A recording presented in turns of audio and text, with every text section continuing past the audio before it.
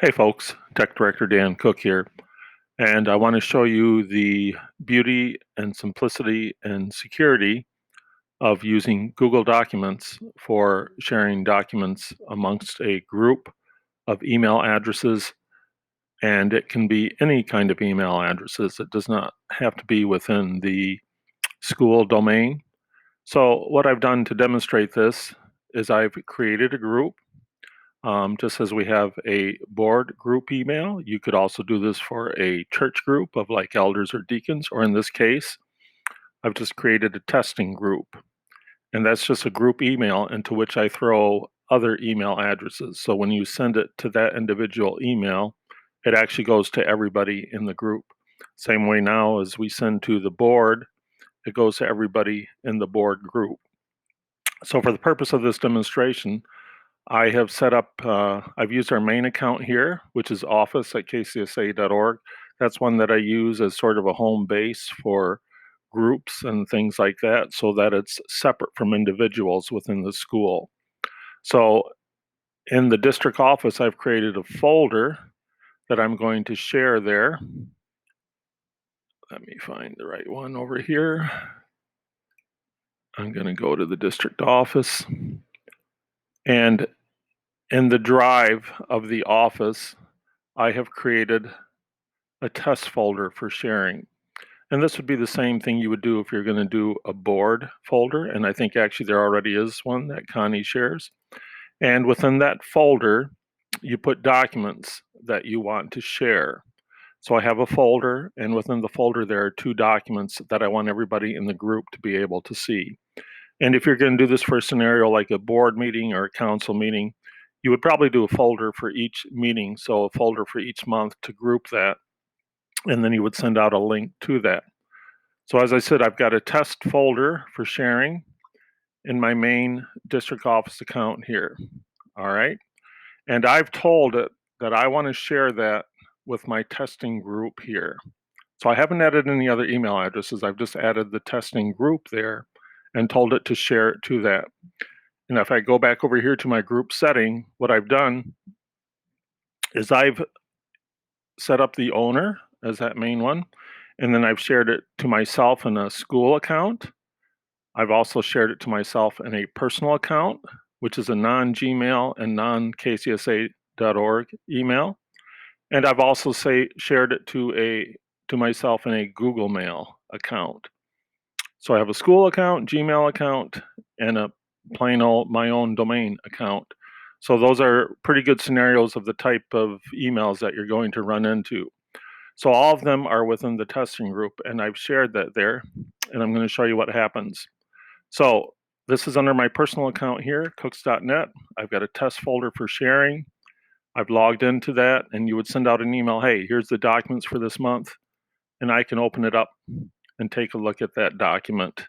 Anything within that folder that has been shared is now there in the document. So that's me under my personal domain. And I can also go under me as another person under my Gmail account. So I've shared the same folder, and you have the same thing. Since they've been given access within the group, they can pull up that document and take a look at it. And then finally, on my school email account,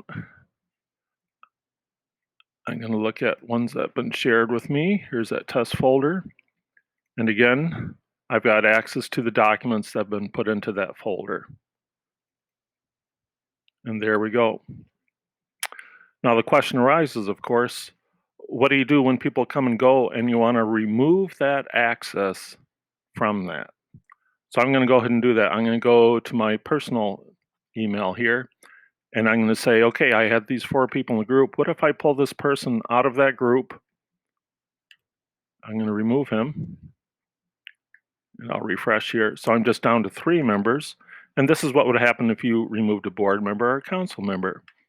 And I'm going to come back here to my personal account, and actually let me go back to my shared with me, and you see it just disappeared.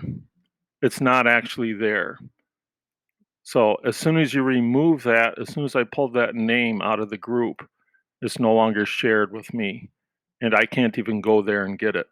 And actually, if I clicked on that same document that I had before, it would tell me that's no longer shared with you. So even if you still had the link, you can't pull it up. It won't let you do that. Now, the people that are still in the group, they can do that and they can see that over there. But the ones that don't, it'll hide it from it. And actually, let me go back to the home one here. So I've got these documents here. There's that test folder for sharing, and I've got the documents. And let's see what happens if I remove him. Okay, so that's been removed. And then if I tried to pull it up, it'll tell me, see, you can't see it anymore. So even though I had that link and thought I had access to it, it's not going to be in there. And if I try to pull it up, it'll tell me, see, that folder, you no longer have permission to get to it. So that's why it's a great way to manage it. You set up the group that you want to do, and you add and remove people. And that's the only thing you have to do. You dump in the email addresses there and add and subtract it from here. And so the group controls everything. And it's the most efficient and most secure way to do that. And as I've shown here, it works with any kind of email address. The only proviso I would add is that some companies, for instance, like Pfizer locally, do not let you do outside sharing like that.